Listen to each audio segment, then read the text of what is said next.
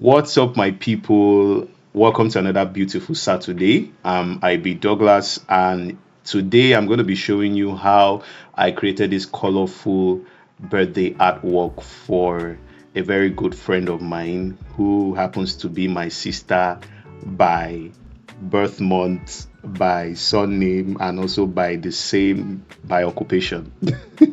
So yeah, I've literally let the cat out of the bag for many of us who have been asking questions. If Christy Douglas is my sister, you've asked her, you've asked me, and we've been giving you answers, and maybe you've not been so sure. So yeah, I've literally said it. So we've settled that, okay? All right. So for those who are new to the channel, you are highly welcome. Do well to check out the links in the description below to um, watch the previous videos I've done, both on Photoshop and on CorelDRAW. There are playlists, right, on poster breakdowns. And yeah, do well to check it out. And don't also forget to hit that subscribe button and turn on the notification bell so you'll be among the first people to be updated on my future videos. Please, it will go a long way for you to hit the subscribe button. And notice that many of us, we come to watch, we come to share, we also like, and I really do appreciate you for doing that. But it will also go a very long way for you to subscribe to the channel as well. It will mean a lot to me. So thank you so much for doing that. And yeah, I think it's time to get to the full gist. All right, so yeah, let's get to this video.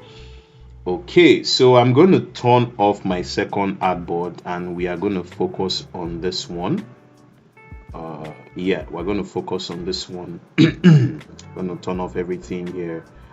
So practically, before I start showing the layers, I'm going to explain why I chose this color. So knowing that Christy is a brand designer and she has a personal brand by the name Eskel, right? I What quickly just came to my mind is, okay, if I'm going to use colors for this poster, I'm going to use her brand colors. And so I went to her page and I downloaded her brand color palette for Eskel, right? So this is it here. So yeah, that's where I picked everything you see on that design, the blues, yellows, and red. And I said that's a perfect stuff to do. So it will also represent her in a kind of way. And I did some funny things because I also knew that she's someone who also loves doing, some kind of poster artworks and all that. And that's actually what inspired me to do that design in that kind of way. So some people might think that she was actually the one that did the poster herself. Yeah, so that's the goal. I wanted to be very intentional on that poster. So in terms of color and all that. So I think I've said too much, but you guys will understand as we progress. All right, so my first color here was yellow. Next thing I added, um, before I forget, the elements I used in this design, including the fonts, have been uploaded in the resource folder. So also check the link in the description. You see the resources folder. You can use that to access the elements and everything I used on this design, excluding the picture. Yeah. All right, so next thing I added was a pattern. So this pattern, I did some things on filter gallery. This is how the pattern is. If I remove my blend mode, this is how the pattern is, right? And so I used the divide blend mode, if I'm not mistaken. Yeah, and then I went to my filter gallery. For those that don't know where their filter gallery is this place. You go to your filter here and you just go straight to filter gallery. Okay, and what I did here was, I think what I used was this watercolor. Is it a watercolor? I think it's like a glass effect. I'm gonna look for this. I think it was this one, if I'm not mistaken. Yeah, I think it was this one. Yeah, I think it was this one. Splatter, if I'm not mistaken. Yeah, so it's not limited. You are not limited to just use only this. Do what I do, right? You could use any one that works for you. You can use any effect that works for you. Yeah, so that was what I did there, and that's what gave me this kind of glass and or like kind of effect. So that was what I did. And then I duplicate this. Oh no, I don't think so. I think this is where I just made okay, I think I duplicated it for a reason, which I think I'm gonna see. I duplicated this stain stuff for a reason, just to increase the brightness, sorry, or increase the whitish part, because I think when I left it this way, let's go back. I think when I left it was still showing some yellow stuffs in the part, so I think I just duplicated and then duplicated again just to make this part more whitish and all that. All right, then the next thing I did was to add this. So this is like a silhouette of the picture which you're going to be seeing soon. If I double click on this, this is actually how the image is. So yeah, so converted the image to black and white. After I converted that, I went to color overlay and I still gave it this yellow color. So if you want to be able to do that, I've done this like countless of times in my previous videos. You can check out my previous videos where you see something similar to this. Okay, how I create silhouettes. So you could check that out. I don't want to waste so much time because we have a lot to cover in this tutorial.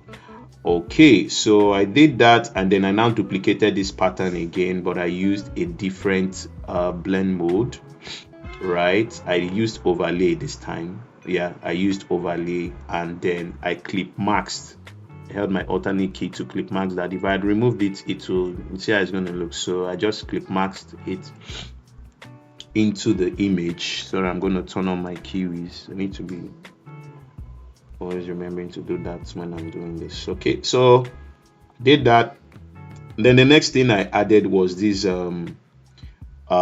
shape. I created this with my pen tool, if I'm not mistaken. So I've shown this in a previous video before. You want to create, custom shapes like this, just go to P on your pen tool and then you select shape. When you select shape, you choose the fill color, or if it's a fill color, if it's a stroke you want, and then you just click, do whatever it is you want to do. Yeah, I think this is not my pen tool. Yeah, no wonder. So let me just undo this. Yeah, this is my pen tool. So just go here, come here, you come here, you come here, do this, do this. Yeah, if you hold it, it will turn to curves and all those other things. So yeah, so that was what I did for that. Okay, so just going to undo. I'm just going to delete this. So that was what I did, and then I now added this image. Okay, I now added this image. So this was the idea, right? Knowing that this is like the full image of this one, the silhouette I created, I was like, okay, it will actually make sense if I like do something, create like a torn paper effect. It's like that tearing that silhouette is showing, part of that silhouette. If you want to see the real image, this is actually the face of that silhouette. Okay, so I think that was what I did there, and I added like a torn paper. Actually, I did like a torn paper to it. So the torn paper was what prompted me to create that stuff with my pen tool, right?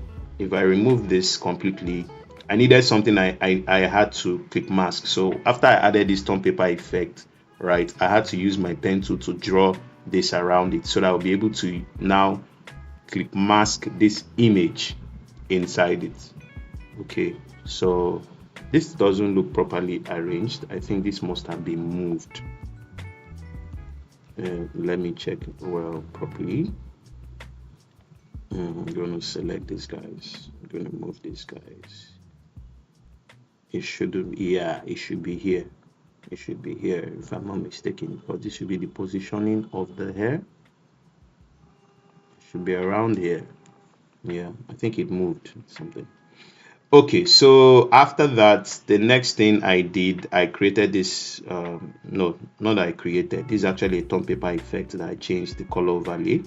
Yeah, the tone paper effect in white, and then color overlay, just right click, go to your blending options, and then you select color overlay, select the color you want, and then it gives you that color on that particular element or shape, as the case may be. So that was what I did there. I'm going to close this. Okay, then the next thing was that I added another background to this. This background, I think I used pin light, and I reduced my opacity. First of all, like I always say, I convert anything I want to blend, any background or texture I want to blend. Most times I convert it to black and white. So I converted it to black and white, chose this pin light blend mode, and then I had to click mask it into that tone paper effect. Okay, and then this text here was something I created as a duplicate because of what I wanted to do, just in case it doesn't work out properly.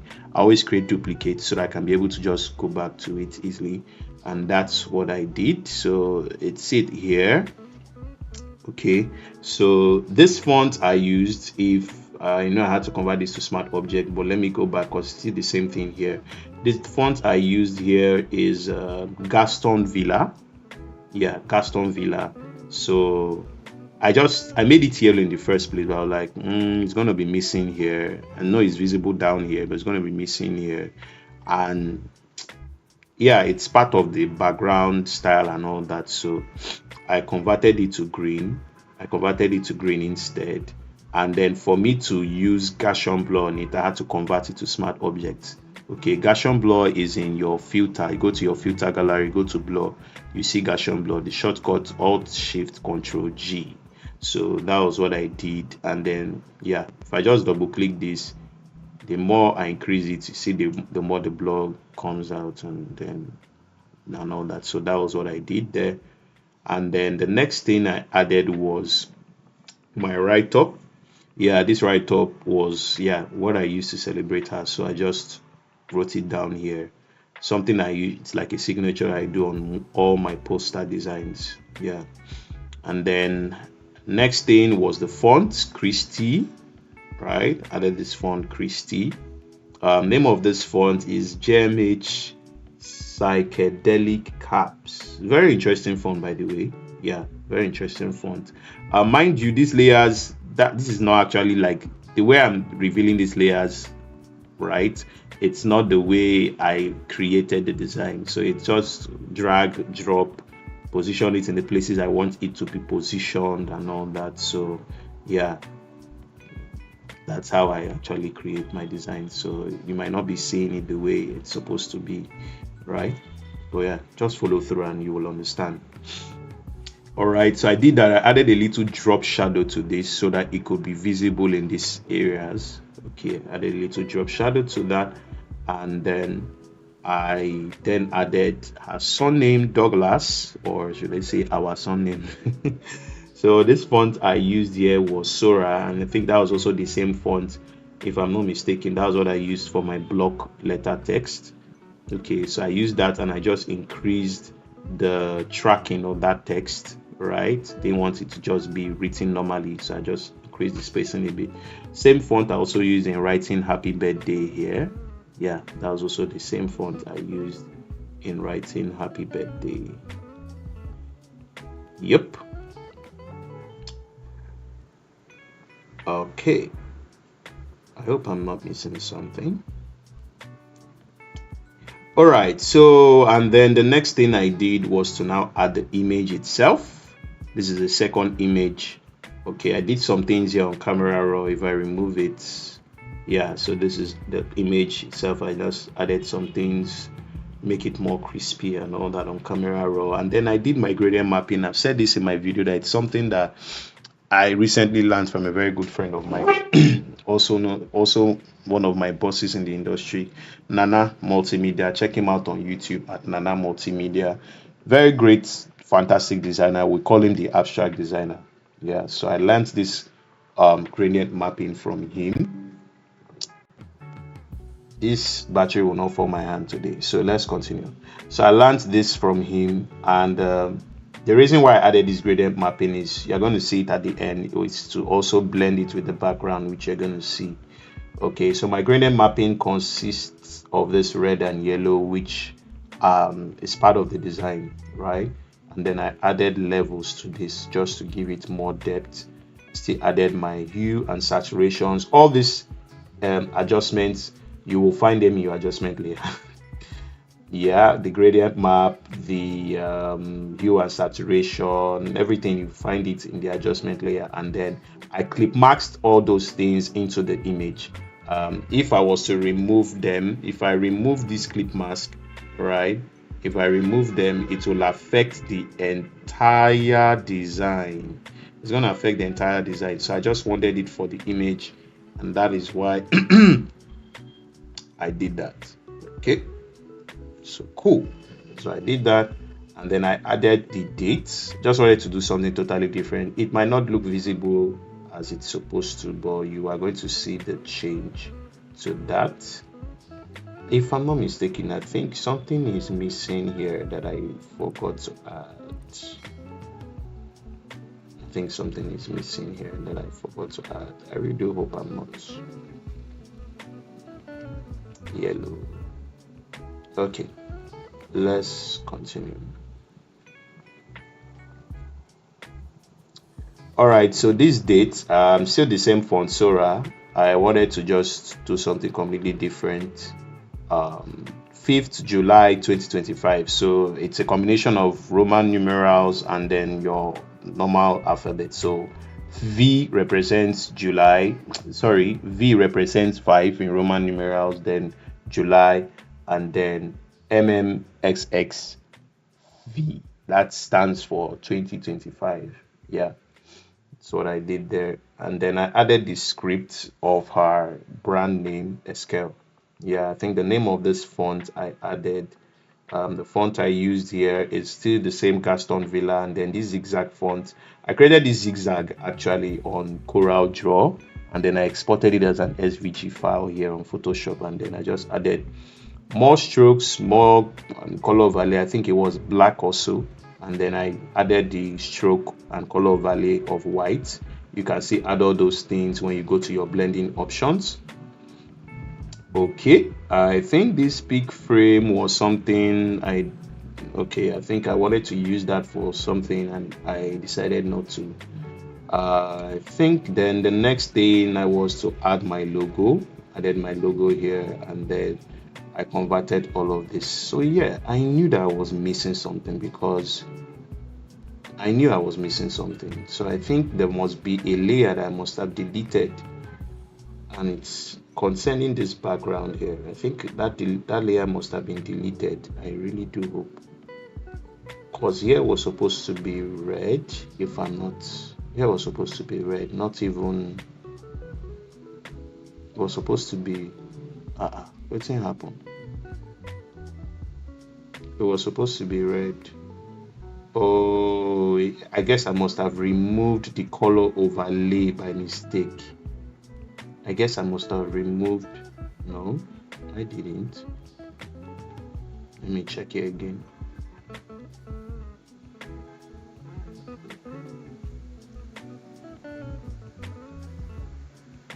Click on no.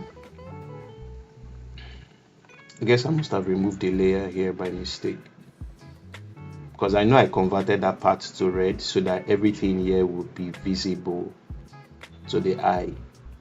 Converted everything here to red, and even the positioning of that place, that's even why I left it. So yeah, I think I must have removed a layer or something by mistake, but sorry about that, guys. I'm so sorry about that, but this was actually the full thing. So that silhouette was supposed to be red, and then this image you could see here was, let's remove the camera roll. So the image that you could see here was, just like a torn part of the silhouette. You now seeing that portion of her face. Something I wanted to create that stand out, and that was what I did for that. Okay, and this I made red, yeah, so that this will be visible, the write-up will be visible, the other parts, at least the text will be visible. Yeah, and then went to my camera roll and then made this crispy, and all that. So that was what I did for layer 1. Sorry guys for taking your time in this particular place. I think there was one layer I deleted, or I must have removed the color overlay I did to make this red. Yeah, the silhouette red. So right, so over to our next artboard. I'm going to remove this. So I think I see where this thing is coming from. So I'm just going to remove this. Let's remove everything. All right, so this last artboard, change this to green instead of yellow, and then I added the same pattern with the same effect, but I used, let me turn on my color overlay. Okay, I think I turned it off. Did I believe so. I turned it off. Okay, so I used divide, and then I now used a reduce my opacity to 65%. This is kind of like an inversion of what I did on the first artboard. Okay, so I know, yeah, this, I know I used red here on this first artboard for the silhouette, and then this I changed it to yellow, also minding my contrast in colors. And then I also clip marks the same pattern, used Colourful instead. Yeah, I used Colourful because it brought out the reddish part, which is also part of the brand colors for Christie's brand scale. Okay, and then I still added this shape. Like I said, this shape was what I created from the torn paper that I added here. So if I remove this, this is the torn paper, the same torn paper I used here, brought it here, did a color overlay and made it green, created a shape with my pen tool around it, so I'll be able to clip mask this image. So I know I did it this way. I said, okay, let me just bring it to the center, not minding how it was supposed to look like. I just did something, just had to shift or change position. Yeah, which was still cool.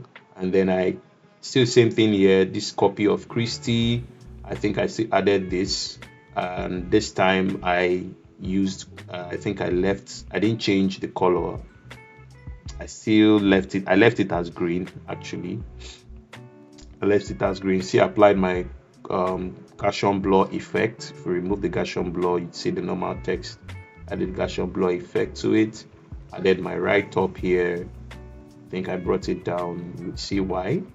And then also my image, same thing here. Converted this, and then my gradient mapping this time I changed it a little bit. So if you could notice, you could see that for the first artboard here, this image, it's a little bit warmer because of the background itself. The reddish and yellow vibe is giving, it's giving this kind of hot vibe, and so that's why I used that red and yellow for the gradient mapping on this picture. So it kind of blends the image with the background, giving that hot vibe.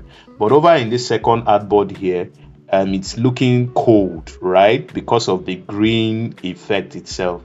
So that's why I used a gradient color map of green and yellow of these two colors, just to blend it, so it could also, the image could also properly blend with the background too.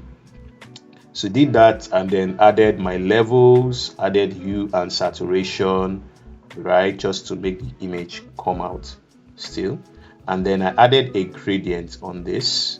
Yeah, if you want to add gradient, very simple, just come to this drop down arrow, go to gradient, and then you can choose any color you want. Okay, so I'm gonna remove that.